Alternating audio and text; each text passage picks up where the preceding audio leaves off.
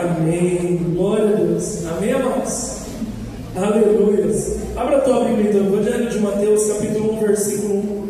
Aquilo que muitos pulam quando vai meditar a Escritura, mas não pule nada. Tudo que está revelado aqui é para edificação. Amém? Livro da genealogia de Jesus Cristo, filho de Davi, filho de Abraão.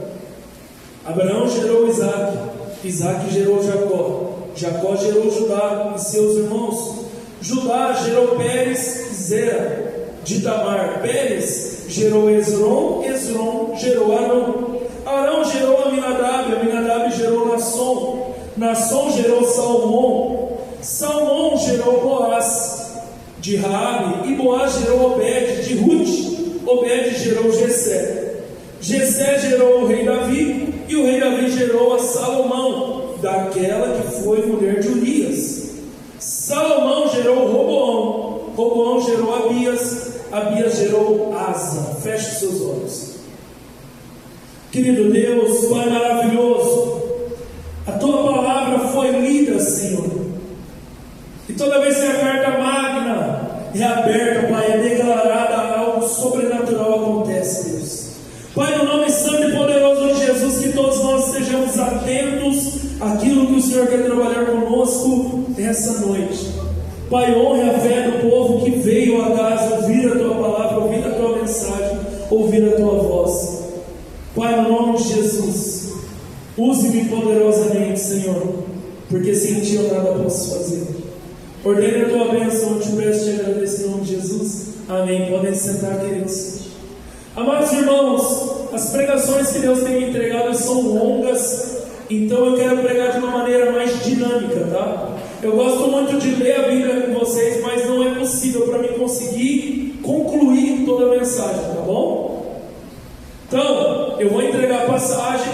Você curioso, você entendido, você que se porta como os berianos, não fique só nas minhas palavras, estude na tua casa. Amém? Aleluias. Amados irmãos, a Bíblia começa a contar a genealogia de Jesus Cristo, ou seja, o sangue que corre nas veias de Jesus. Jesus, para pagar os nossos pecados, ele teve que vir em carne, e o Verbo se fez carne e habitou no meio de nós. Ele veio do ventre de uma mulher que agradava o Senhor, chamada Maria, ou Miriam, que é o teu verdadeiro nome. Maria, uma jovem que agradava o Senhor, tinha seus aproximadamente 16 anos, aceitou o chamado para ser aquela que traria o Messias a essa terra, mesmo sabendo que isso seria um motivo de grande sofrimento para ela, porque profetas, anciãos se levantavam e falavam: Maria, uma espada transpassará o teu ventre. Irmãos, não deixa religiosidade te cegar. Maria é uma mulher extremamente especial e querida por Deus, serva do Deus Altíssimo. A Bíblia declara coisas grandiosas sobre ela. Então não se feche numa ideologia de preconceito, mas tenha curiosidade de abrir as Sagradas Escrituras e ver o que é verdade e o que não é. A única maneira de você separar o que é verdade e o que não é conhecendo. Quando você conhece, você não perece. Amém? A genealogia de Cristo. E ele começa declarando os patriarcas. Nossa, quando a gente fala assim, a gente até enche a boca para falar, né? Os patriarcas. Quem eram os patriarcas? Abraão, Isaac, Jacó. Nós declaramos inúmeras vezes. E às vezes eu me perguntava, por que a gente não fala Abraão, Isaac e Israel? E aí eu me deparei com a passagem onde Elias fala diante dos profetas de Baal: Abraão, Isaac e Israel. Eu achei interessante, porque era algo que eu estava meditando comigo mesmo. Então, amados irmãos, quem foram esses homens? Eles foram homens de carne e osso como eu e você, pecadores e falhos como eu e você. E como eu declarei no culto passado, o pecado que eles cometeram, talvez nós não teríamos coragem de cometer. Porque Abraão prostituiu Sara para livrar a tua pele. Seria a mesma coisa de eu chegar com a pastora G numa terra e falar: bom, esses homens podem me matar porque a pastora G é bonita, então eu vou falar que a G é minha irmã, a fim de que a G se case com um deles e eu fique em paz. Olha o nível do pecado do nosso patriarca Abraão. Isaac fazendo a mesma coisa. Por quê? Porque não adianta você falar, os filhos vão imitar. Não adianta você ensinar algo para o teu filho e fazer o contrário. O pai que fuma fala para o filho, não fume. O pai que bebe fala para o filho, não beba. O pai que adultera e fala para o filho, não traia. É uma pregação vazia, irmãos. Fé se prova com obras. Então tudo aquilo que você declara, você precisa mostrar com a tua vida. E Abraão ensinou Isaac através deste comportamento. E Isaac fez o mesmo. Abraão está em Gênesis 12, se você quiser ver, tá bom? E Isaac está em Gênesis 26. Então, Isaac fez o mesmo que o seu pai. Chegou em uma terra e falou que Rebeca era a tua irmã. Só que a Bíblia fala que quando aqueles homens viram Isaac tocando Rebeca, não de uma forma de irmão, mas de uma forma de marido para com a esposa, eles declararam: que é isso que você está fazendo? Nós poderíamos ter sido punidos por Deus se nós tivéssemos tocado a tua esposa. E Jacó, irmãos, Jacó, a Bíblia diz que ele nasceu agarrado no pé do irmão Esaú. E Jacó era um enganador. Ele enganou Esaú 2 vezes. Uma vez quando ele conseguiu a bênção da primogenitura através da troca por um prato de lentilha, e a outra no fim da vida do seu pai. Ele enganou Esaú e enganou também Isaac, em concordância com a sua mãe Rebeca, que deixa claro que tinha um filhinho predileto. Pais, não tenham filhos prediletos, não façam isso. Amém? Ame a todos por igual. O tratamento é igual, a relação é diferente, né? A irmã Nani pregou aqui para nós, mas o amor tem que ser o mesmo. Amém? Mas ali havia uma diferença. Isaac amava mais Esaú e Rebeca amava mais Jacó. E ela ajudou Jacó a enganar o teu pai e a enganar o teu irmão. Jacó então vai para as terras de Labão, e lá ele conhece Lia, Raquel, suas esposas e também suas concubinas, e depois ele engana Labão, fugindo com as suas mulheres e os seus bens, sem falar nada para o sogro. Então ele adotava esse comportamento de passar as pessoas para trás através do engano. Esses são os nossos patriarcas, irmãos. Olha que lindos: Abraão, Isaac e Jacó. Está vendo como não tem nada perfeito? E de Jacó vem o que nós chamamos de 12 tribos de Israel. Das 12 tribos de Israel, tem um que a gente gosta de declarar constantemente: Judá. Ele é o leão da tribo de Judá. Por que nós declaramos isso? Porque Jacó, no fim da sua vida, chama os 12 filhos e abençoa eles. Então ele fala: Rúben, isso, Simeão, Levi, aquilo, e aí vem Judá, que é o 4º filho. Quando ele chega para Judá, ele fala: de Judá o cetro não sairá das mãos. Judá é um leãozinho. Então por isso que nós declaramos que Jesus é o leão da tribo de Judá, porque Jesus descende dessa tribo. Então, para que Maria pudesse ser a mãe de Jesus, ela tinha que descender da tribo de Judá. As profecias já são declaradas desde Gênesis, irmãos. Só que Judá não era lá tão boa coisa assim, irmãos. Judá tinha 3 filhos: Onã e Selá. Era casado com Tamar. Só que a Bíblia fala aqui que o comportamento de não agradava o Senhor. Então o Senhor o matou. Então depois Judá pega e fala para que Onã se case com a tua nora, com a tua cunhada Tamar, porque é dessa forma que seguia os preceitos em Israel. Quando morria o irmão, o outro tinha que se casar para dar genealogia. Só que a Bíblia fala que Onã, através de uma artimanha, ele tinha sim as relações com a esposa, mas não gerava. Então ele usava de uma estratégia para que fosse só a relação e não gerar. E isso desagradou o Senhor, e o Senhor também o matou. E aí vem Selá. Selá era mocinha ainda, não era tempo de casar. Então Judá promete para a sua nora Tamar: olha, quando Selá for mais velho, eu deixo ele casar com você. Só que Judá se esqueceu, o tempo passou. E Tamar, como era uma mulher muito temente a Deus, ela permaneceu na sua viuvez e foi para a casa dos seus pais, a banda do teu sogro Judá. Judá uma vez foi para aquelas terras e alguém avisou Tamar: Tamar, teu sogro está vindo. Tamar tirou as vestes de luto e colocou um véu tampando o rosto. Quando Judá viu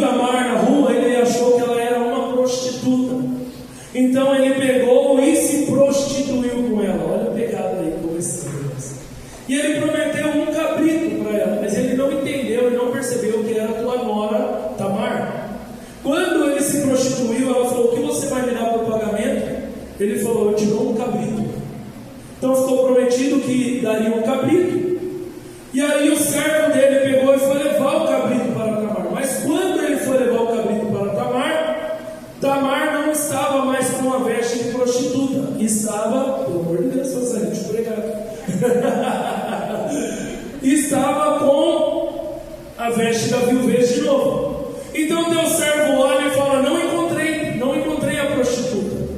Só que ela foi esperta, irmãos, porque ela não estava se prostituindo, ela estava garantindo os teus direitos, porque Judá havia se esquecido. Então ela falou para Judá: deixe comigo o teu selo, o teu cordão e o teu cajado, como uma prova de que você vai me trazer um cabrito. Então, quando Tamar foi para ser apedrejada, porque Tamar apareceu grávida de gêmeos, esses são Pérez e Zerá, que nós lemos aqui, porque chegaram para Judá e falaram: a sua nora se prostituiu, ela está grávida. Então Judá mandou apedrejá-la. Só que quando foram apedrejá-la, ela colocou o que? Os objetos de Judá na cara dele. Falou: eu dormi com um homem a quem pertencem esses objetos. E Judá falou: Tamar, ela foi melhor do que eu, porque eu me esqueci das promessas que fiz. E a Bíblia diz que dessa forma a genealogia seguiu. Tudo isso, irmãos, está dentro da linhagem sanguínea de Cristo. Olha o mistério. Amém, irmãos? E o que mais que Judá fez? Judá estava naquele complô dos outros 10 irmãos para vender José ao Egito. Judá também estava lá, jogou o irmão no poço, quase assassinou. Eles só não assassinaram o irmão José porque Rúben, o mais velho, se posicionou. Falou: não vamos matá-lo, não vamos fazer isso, vamos vendê-lo como escravo ao Egito. Então olha quão sanguinário era Judá, irmãos. Aquele a qual Jesus descende, né? Porque Jesus está vivo, amém? Então, versículo 3: Judá gerou Pérez e Zerá de Tamar. Pérez gerou Esrom, Esrom gerou Arão gerou Aminadab gerou Nasson gerou Salmão, e Salmão gerou Boaz. A história de Boaz é maravilhosa, irmãos. Está no livro de Ruth. Boaz era um homem sensacional, assim também como era Ruth. Só que Boaz era filho de Raabe que estava em Jericó. Quem era Raabe? Uma prostituta. Agora entra na linhagem do Messias sangue de uma prostituta chamada Raabe, que através de guardar os espias de Israel em Jericó conseguiu livramento para ela e tua família. E a Bíblia diz que ela passou a descender junto com os israelitas e casou-se com Salmão. E de Salmão e de Raabe veio Boaz. Boaz se casou com Ruth. Boaz e Ruth geraram um homem chamado Obed. Obed gerou um homem chamado Jessé. E Jessé era o pai de Davi. Jessé, irmãos, era o pai de Davi que não acreditava em Davi. Era o pai que fazia separação entre os filhos. Esse eu amo mais, nesse aqui eu tenho orgulho, esse aqui sim, ó, me dá alegria, esse aqui é uma vergonha para a família. E assim ele olhava para Davi. Talvez muitos dizem isso para você, que você é uma vergonha para a família. Mas se Deus se agrada da tua vida, descansa, porque Ele é quem vai te tirar do pasto e pôr no palácio. Ele se encarrega de nos exaltar diante dos homens quando nós o adoramos em espírito e em verdade. O que eu declarei para a Tawane aqui, irmãos, é o que eu procuro viver. Não importa se aqui na igreja vai ter um irmão ou 100 mil irmãos, a minha pregação tem que ser na mesma vontade, na mesma intensidade, no mesmo desejo de pregar. Nós não podemos estar presos àquilo que os nossos olhos físicos veem, mas aquilo que o nosso espírito almeja, que nós adoremos o Pai em espírito e em verdade. Então faça para Deus o teu melhor, porque Ele se encarrega do resto também, assim como Ele fez na vida de Davi. Todo mundo, irmãos, não dava nada para Davi, todo mundo. Estude a história de Davi que você vai ver. Todo mundo rejeitou Davi.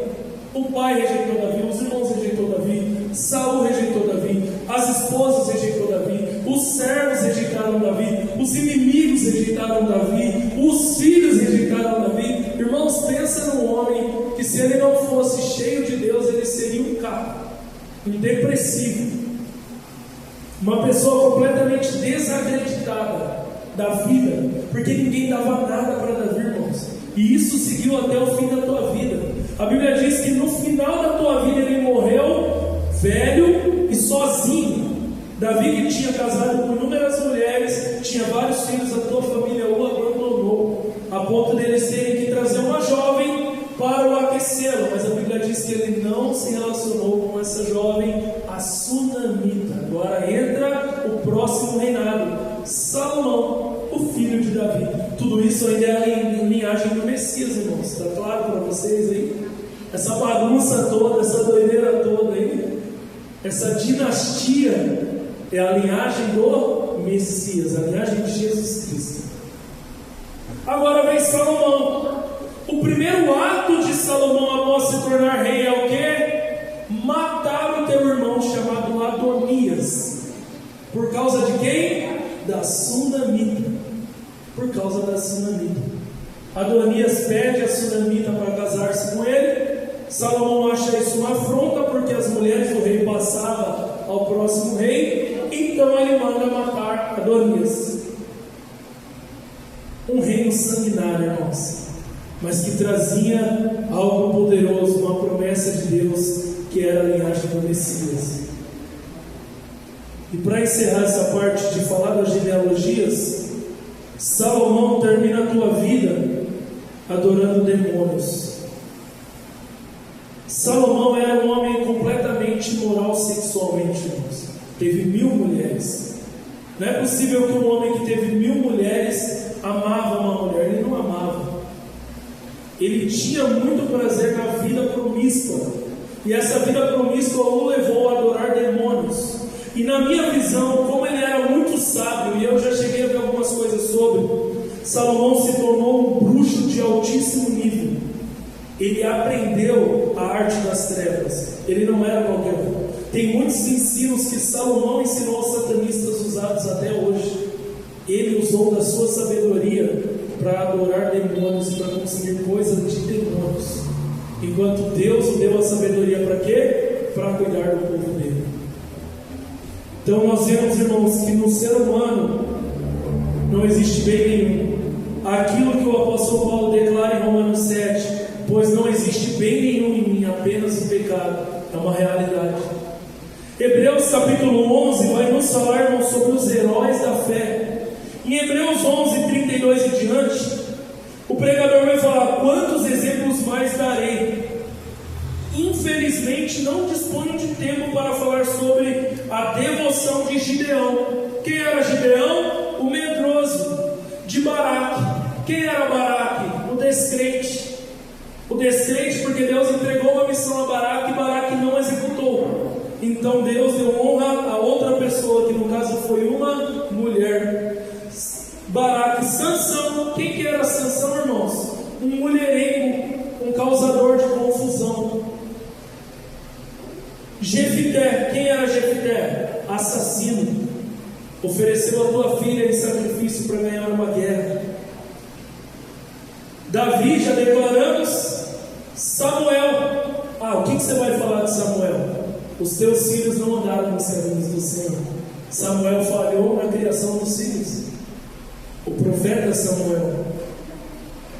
Versículo 33 de Hebreus 11: os quais, por intermédio da fé, conquistaram reinos, praticaram a justiça, receberam o cumprimento das promessas, fecharam a boca de leões, extinguiram a violência do fogo, foram libertos do fio da espada, da fraqueza, tiraram a força, tornaram-se poderosos nas batalhas e puseram em retirada exércitos estrangeiros. Amados, o que eu quero que você entenda?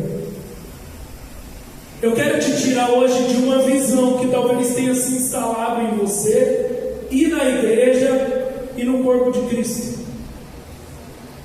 Por que na igreja e no corpo de Cristo? Porque às vezes nem toda a igreja é o corpo de Cristo, não é verdade? E quem ainda está preso nessa visão ainda não entendeu a magnitude do amor de Deus. Tudo ligado ao reino de Deus não é por meritocracia. Entenda isso de uma vez por todas. Quando você entender isso, você vai conseguir receber na tua vida a graça. A graça não é meritocracia. Pastor, o que é meritocracia? Meritocracia, no dicionário, é um sistema de organização no qual o sucesso, o poder e as recompensas são distribuídos com base no mérito individual, como talento, esforço e desempenho. Ou seja, meritocracia é o que eu conquisto através das minhas ações. Ficou claro isso para vocês, irmãos? Porque imagina se Deus tratasse o reino dele com meritocracia. Nenhum desses homens que eu declarei até aqui poderia ser usado para a obra dele. Nenhuma dessas mulheres que eu declarei aqui poderiam ser usadas para a obra dele. Então muitas vezes Deus chama a igreja para agir, para operar, para avançar, e a igreja está se posicionando covardemente. Por quê? A igreja está com a visão em meritocracia. Eu não mereço, porque as minhas ações ainda não são aquelas que Deus espera de mim. Então eu não posso fazer. Só que se Deus estivesse preso nesse sistema, irmãos, nós não teríamos recebido Jesus Cristo. Porque na linhagem de Jesus está cheio de derramamento de sangue, cheio de pecado, cheio de coisas horríveis. Eu declaro que no primeiro livro é Gênesis, já tem escancarado todo e qualquer pecado que você imaginar. Assassino, estupro, traição, tudo de horrível que você imaginar já está em Gênesis. No primeiro livro Deus já revela a humanidade, pecado sexual, tudo em Gênesis já. Divisão e contenda, tudo em Gênesis já estava declarado o que é o ser humano, o que somos nós. Por isso que sem Ele nós nada podemos fazer, porque não tem bem nenhum em nós, irmãos.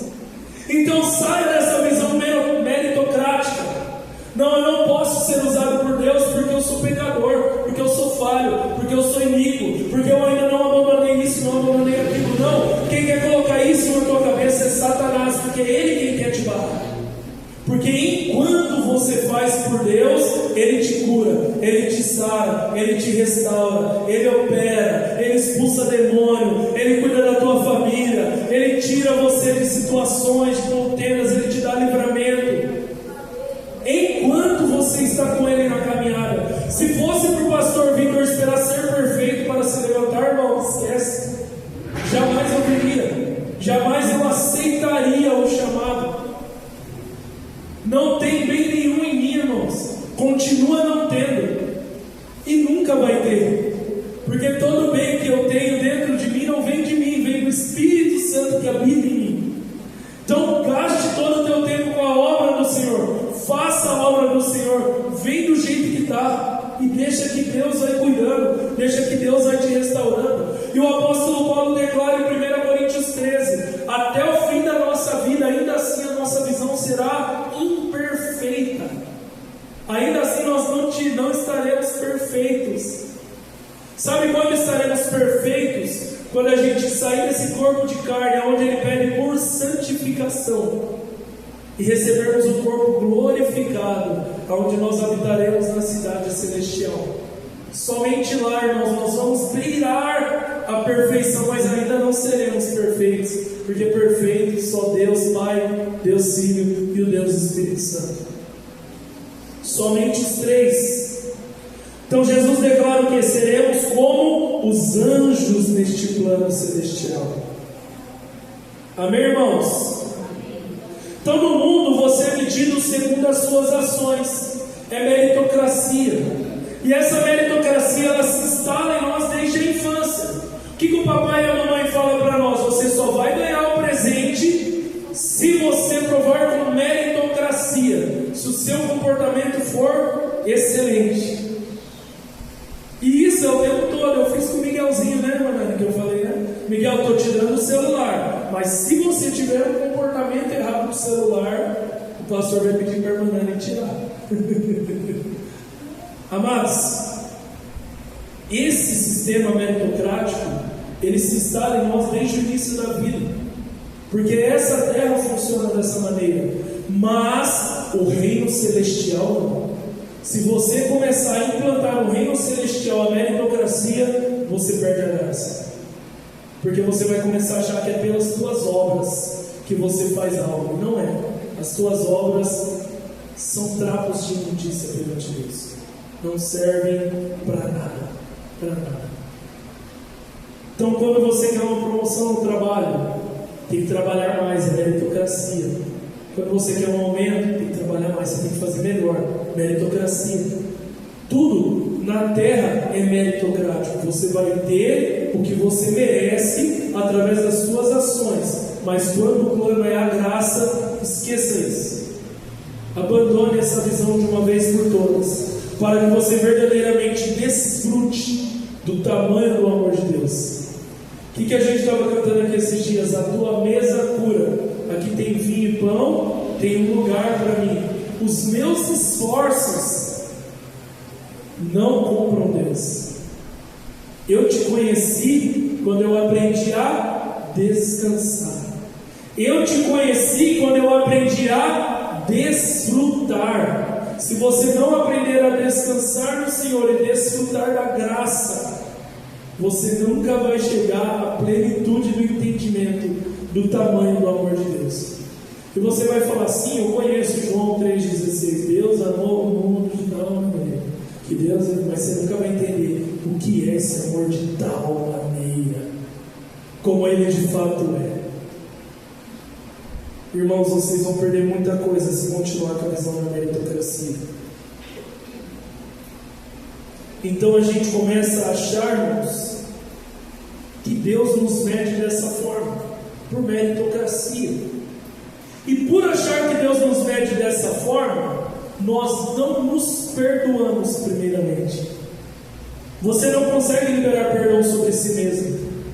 Não, eu não posso fazer, eu não mereço, eu não vou. Por quê? Porque eu sou pecador, eu sou falho, sou iníquo. Ainda não me libertei disso, não me libertei daquilo. Então eu não posso ir, não posso fazer, não sou digno. Pregações de Satanás na sua cabeça, viu? E quando a gente não se perdoa, a gente acha que também Deus não nos perdoou. Como eu declarei, a pregação do pastor Diogo aqui, eu achei muito interessante quando ele declarou: você não pegou Deus de surpresa quando você pecou. Você não pegou Deus de surpresa. Ele não estava criando uma expectativa em cima de você, num ponto assim: não, agora esse aqui nunca mais vai pecar. Não, ele nunca fez isso. Ele entende que você é pecador. Ele entende que você é falho. Ele entende que você é iníquo. E isso nunca impediu ele de usar o ser humano na obra dele. Não estou falando para você se lançar no pecado porque Deus usa assim mesmo. Se essa for a tua visão, então o teu amor ainda está no pecado e não em andar com Cristo. Porque todas as vezes que nós estamos vasculhando a Bíblia procurando brechas para pecar, é porque você continua escravo do pecado. Mas quando você peca, isso não te dá mais alegria, não te dá mais satisfação. Onde você sente peso e tristeza, agora sim você está entendendo o caminho da graça. Agora você está chegando lá. Mas você é convidado a se perdoar dos seus erros, das suas falhas, porque Ele te perdoa. Não tem como você receber algo que você não acredita, amém? O filho pródigo, depois que ele fez tudo o que fez, ele não estava se perdoando.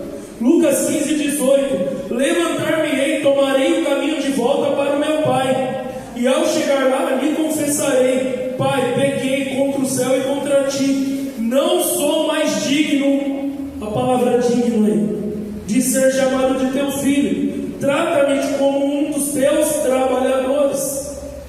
Pensamento meritocrático, irmãos. Eu não sou mais digno de ir lá e ser chamado de filho, porque eu pequei, Pai, contra o céu e contra ti, não sou mais digno. E é isso que o Pai falou: a partir de hoje você é só um trabalhador na minha casa, nem olha na minha cara, eu não quero te ver. Para mim você hoje não passa de um servo, nunca mais eu vou te chamar de filho. É isso que o Pai fez? Não. Se fosse meritocrático, seria, mas não é isso que o Pai fez, irmãos. O Pai acolheu, o Pai amou, O Pai cuidou, o Pai perdoou, o Pai restituiu, o Pai trouxe de volta. O Pai falou: filho, tu és querido. O Pai deu uma festa. O Pai chamou os outros para comemorar junto. Esse é o Pai, irmãos. Ah, que amor é esse? Graça incalculável. Não tem interesse, não quer nada em troca. Olha que louvor lindo, irmãos. Quando você consegue entender o que verdadeiramente essa letra está querendo trazer para você. Que amor é esse? Efésios 2:8. Porquanto pela graça sois salvos por meio da fé, e isso não vem de vós, é dom de Deus, não vem por intermédio das obras, a fim de que ninguém venha se orgulhar por este motivo. Amém, irmãos? Enquanto nós continuarmos acreditando que o reino é meritocrático, isso vai te afastar da graça e vai te impedir de entender a magnitude e a plenitude do amor do Senhor. Amém? E qual é o problema? A gente começa também a criar o mesmo comportamento sobre os outros. Então a mulher que não tem um bom marido em casa, quando vem à igreja, ela ouve: mulher, submeta-se ao teu marido. E ela olha para o marido e fala: ele não merece que eu me submeta. Meritocracia. Então, aí Deus declara para o marido que não tem uma esposa lá que está 100% em casa: marido, ame tua esposa. O marido olha para a esposa, para o comportamento, para as ações dela e fala: ela não merece que eu a ame. Meritocracia. Ele fala: filhos, obedeçam seus pais. E quando o filho chega na casa do pai, o pai está bêbado, violento, batendo em todo mundo, xingando a mãe, fazendo tudo errado, traindo. O filho olha e fala: ele não merece que eu o obedeça, porque as ações dele não correspondem. Então isso nós estamos declarando meritocracia. O pai fala: perdoa aquele que te ofende, perdoa aquele que te machuca. E você olha para as ações da pessoa e você é meritocrático. Não, ele não merece que eu o perdoe. Eu vou continuar carregando o rancor e o ódio dessa pessoa. Só que a Bíblia te chama a fazer o quê? Esvazie-se de si mesmo. Não é sobre meritocracia. Não é para você fazer para quem merece. É para você fazer por todos. Por quê? Porque você entendeu que você recebeu uma graça, um favor imerecido. E assim como você recebeu essa graça, esse favor merecido, você é convidado a amar o próximo da mesma maneira, a fazer a vontade de Deus, ainda que não lhe pareça algo interessante, porque o outro não está com um comportamento onde ele mereça aquilo, mas não é sobre merecimento, é sobre um favor merecido, é sobre um amor ágape, é um amor incondicional, independente do que o outro está me fazendo. Deus me pede um comportamento e eu preciso executá-lo, não porque sou obrigado, mas porque eu entendi o tamanho da graça sobre a minha vida. E se Ele me perdoou, se Ele me amou, se Ele me acolheu, eu sou convidado a fazer o mesmo pelos outros. Irmãos, a meritocracia vai fazer você perder muita coisa. Efésios 2:1. Ele lhes deu vida quando vocês estavam mortos em suas transgressões e pecados. Deus não olhou para nós com meritocracia. Ele chamou Vítor quando Vítor era prostituto, bêbado, drogado, magoava os pais. Foi dessa forma que ele veio e me chamou. E você, o que pode declarar? Ele não agiu por meritocracia, ele agiu por amor, e um amor incondicional, não baseado no que eu fazia, mas baseado no que ele sente por mim. Amor, amor. Nos quais vocês andaram no outro tempo, segundo o curso deste mundo, segundo o príncipe da potestade do ar do Espírito, que agora atua nos filhos da desobediência. Então, quando você vivia no pecado, havia demônios atuando em você, e esses demônios te incentivavam a viver pela carne. Assim estão aqueles lá fora agora vivendo, e o Senhor quer que você vá até eles e seja uma pessoa que não olhe mais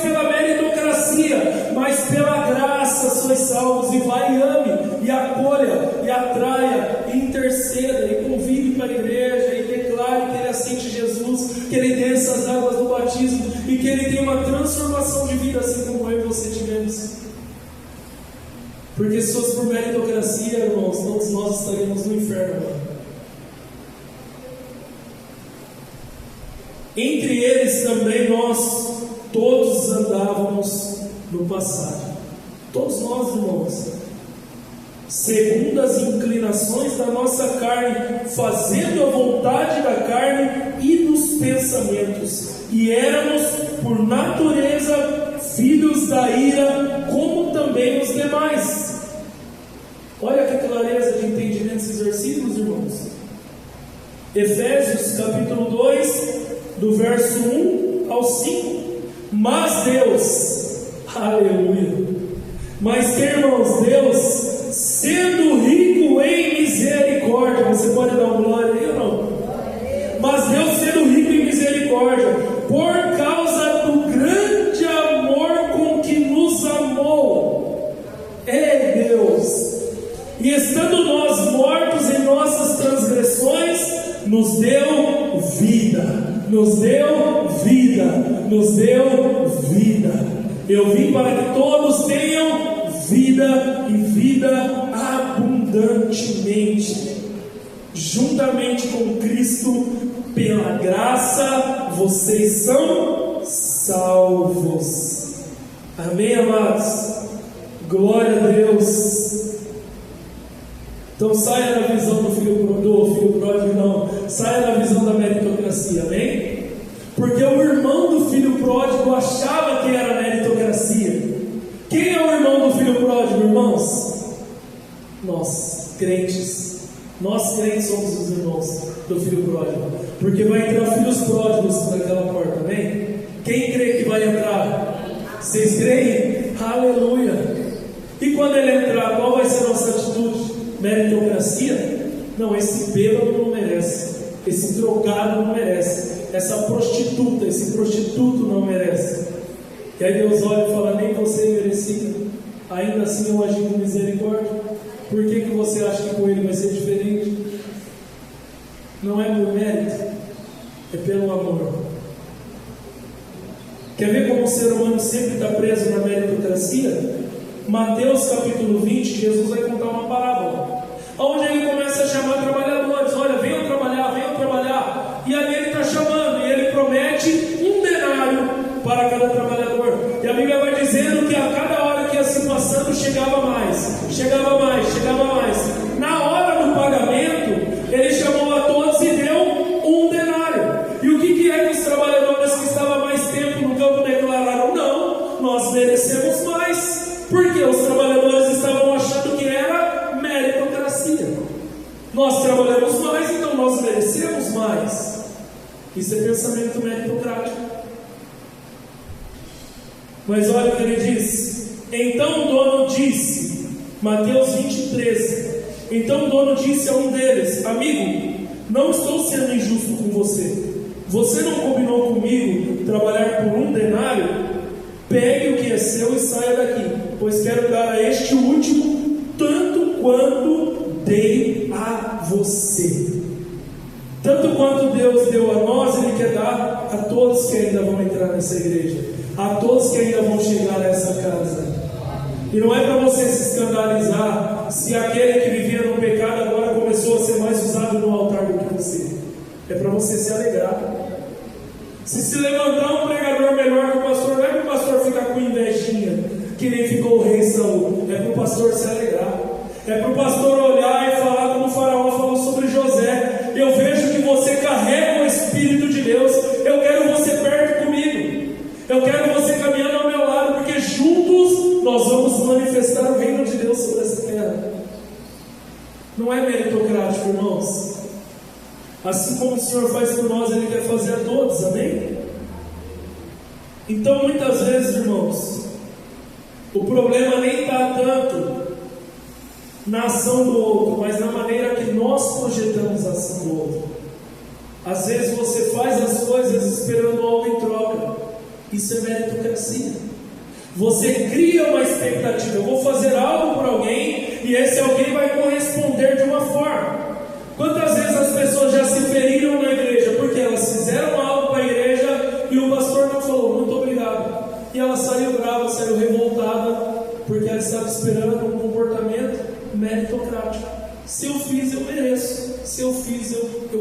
receber.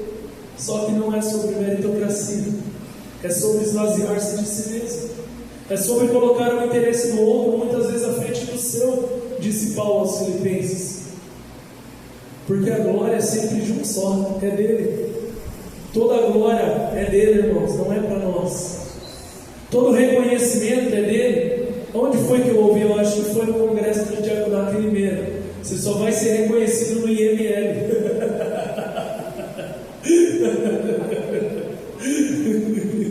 Lá vão te chamar para reconhecer você. Mas quando me chamarem para reconhecer eu lá, vão ver só carne, porque o Espírito não vai estar lá mais. E a alma já vai estar lá com o Senhor, em nome de Jesus. Eles só vão ver um corpo morto, frio, sem vida, porque a verdadeira vida está lá no céu com o Senhor. Aleluia. Já estou encerrando, irmãos. Aonde é que tem meritocracia, irmãos? A meritocracia no reino, ela acontece lá no reino celestial, onde a Bíblia diz: cada um receberá um galardão segundo as tuas obras. Só que nós fazemos as obras aqui não pensando nesse galardão lá, mas nós fazemos a obra aqui porque amamos fazer a obra. E a Bíblia declara que quanto mais você reconhecer que o Pai te amou e te perdoou, mais prazer você vai ter em fazer as obras do Pai. Jesus contou uma outra parábola a um fariseu. Duas pessoas deviam ao rei. Um devia pouco, o outro devia muito. O rei perdoou a dívida dos dois. Quem amará mais o rei? Aquele a quem mais foi perdoado. Como é que eu faço para entender o tamanho da graça de Deus sobre a minha vida? Refletindo quanta coisa errada você já fez e quanta coisa Deus já perdoou. Quanto mais você entender isso, mais o amor de Deus vai ser presente na tua vida e maior vai ser o seu amor pela obra. Independente do que seja a obra que Deus esteja te pedindo, em nenhum momento você vai sair rateando e batendo o pé ou reclamando, mas você fala: o amor me amou, Ele me amou primeiro e eu o amarei para sempre. E isso que eu faço não chega nem perto do que Ele já fez comigo. Davi declarava enquanto ele dava dízimos para a construção do templo: o que tenho eu para te dar, Senhor? Tudo que eu tenho foi o Senhor quem deu. Não tem riqueza que eu te entregue que se assemelhe à tua magnitude, à tua grandeza. Eu faço e faço de bom grado, e sei que ainda é pouco perto de tudo aquilo que o Senhor já fez por mim. Aleluia. Não é meritocracia, meus irmãos. Vamos encerrar? Vamos finalizar então com Hebreus 4,14 de novo.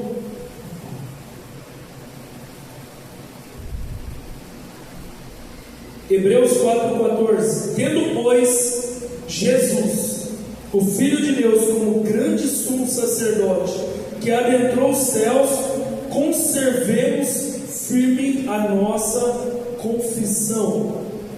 Você precisa continuar confessando que Jesus é o Messias, confessando os teus pecados ao Pai. Confissão, tem poder na confissão, amém? Confissão de fé, porque não temos sumo sacerdote que não possa se compadecer das nossas fraquezas. Pelo contrário, ele foi tentado em todas as coisas, a nossa semelhança, mas sem pecado. Irmãos, aonde que eu me entristeço quando eu converso com católicos? Eles querem propagar sobre seres humanos a grandeza que só Jesus carregava. Só Ele viu isso, não pecar em nada. O resto todos pecaram. Lembra que eu falei que todos é uma palavra que traz uma conotação de peso? Todos é todos.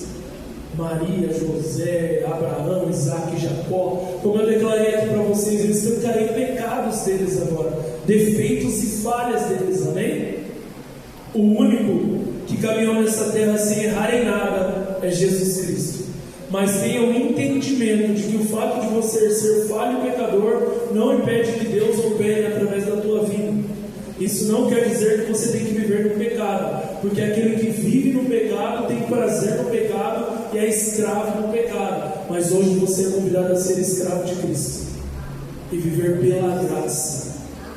Porque quem tem liberdade, irmãos, somos nós, não são eles. Eu tenho a liberdade de fazer o que eu quiser. Eu bebo, eu fumo, eu transo. Mentira. Está aprisionado, está escravo. Quem tem a liberdade sou eu. Quando colocam um copo de pinga na minha frente e fala, bebe, não quero, porque a igreja não deixa, não. Porque eu não quero, eu encontrei algo maior. Eu sou livre. Eu carrego a liberdade. A liberdade está comigo.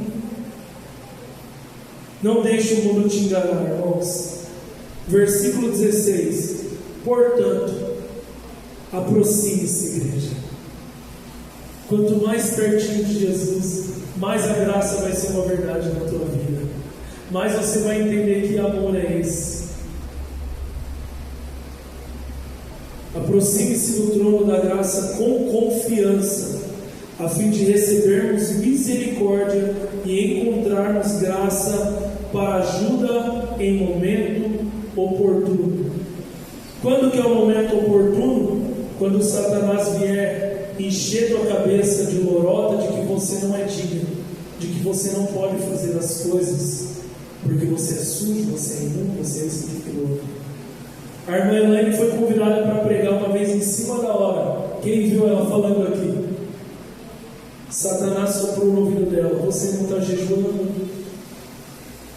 O que a irmã Elaine fez? Pastor, eu não vou poder pregar porque eu não fiz jejum, não preparei. Não. A irmã Elaine resistiu ao diabo e o diabo fugiu dela. E ela foi poderosamente usada neste altar. Porque ela falou, é Satanás, então eu estou abrindo um jejum agora. A decisão de servir a Deus tem que ser agora, irmãos. Você só tem o hoje. Você só tem o agora. E o Pai te chama. Deixa Ele cuidar de você. Busque primeiro o reino de Deus e a sua justiça, e as demais coisas serão acrescentadas. Amém? Aplaudam ao Senhor. Aleluia. Segure nas suas mãos seu dízimo, sua oferta com muita alegria. Que amor é esse? Graça incalculável. Não tem interesse, não quer nada em troca. Tua vontade é boa, perfeita e agradável para mim. Para mim. Eu quero mais desse amor. Quero conhecer-te. Olha esse louvor, irmãos. Favor imerecido, irmãos. Não é meritocrático o reino de Deus, amém? Feche seus olhos. Pai, abençoe os dizimistas e os ofertantes dessa noite. Que eles entendam que não é o valor que eles colocam ali que alcança, Senhor. Porque a oferta da viúva era muito menor, Senhor. Mas como o teu reino não é meritocrático, o Senhor não vê valores, mas vê o coração. O Senhor sonda a mente e o coração. Procura aquele que adora em espírito e em verdade. Então que nós possamos ter esse entendimento para conseguir viver verdadeiramente algo mais lindo e profundo que o Senhor criou, que é a graça. É o favor imerecido. É o favor imerecido, Senhor. Aleluia. Pai, ordene a tua bênção, te peço e te agradeço em nome de Jesus. Pai, despeça o teu povo em paz. Por onde eles forem, Senhor, que eles carreguem a tua presença, que eles nunca desacreditem do que eles carregam, Senhor, que eles nunca entrem na visão do que Satanás prega na mente deles, de que eles são incapazes, de que eles não podem, por causa disso ou por causa daquilo. Na verdade, Satanás sabe que quando eles entenderem o tamanho da graça, a graça que ele não pode mais receber, porque ele deu as costas para tudo aquilo que Deus tinha feito isso que enfurece Satanás. Diferente de nós, ele não recebe a graça. Que nós possamos resistir o diabo e ele fugirá de nós. Nos achegar a Deus confiadamente, porque ele se compadece das nossas fraquezas. Ele atua através das nossas fraquezas. Que nós possamos lançar sobre ele toda a nossa ansiedade, porque ele tem cuidado de nós. E no tempo certo, ele nos exaltará. Pai, ordena a tua bênção. Crie, Pai, a cada dia mais na tua igreja a compaixão e a misericórdia, a fim de formar em nós a identidade de filhos. De filhos. Que é o que somos, Senhor. Somos filhos. E se somos filhos, somos herdeiros. Se somos filhos, somos herdeiros. Pai, ordena a tua bênção. Te peço e te agradeço em nome de Jesus. Que o grande amor do Pai, a graça poderosa de Jesus e a dor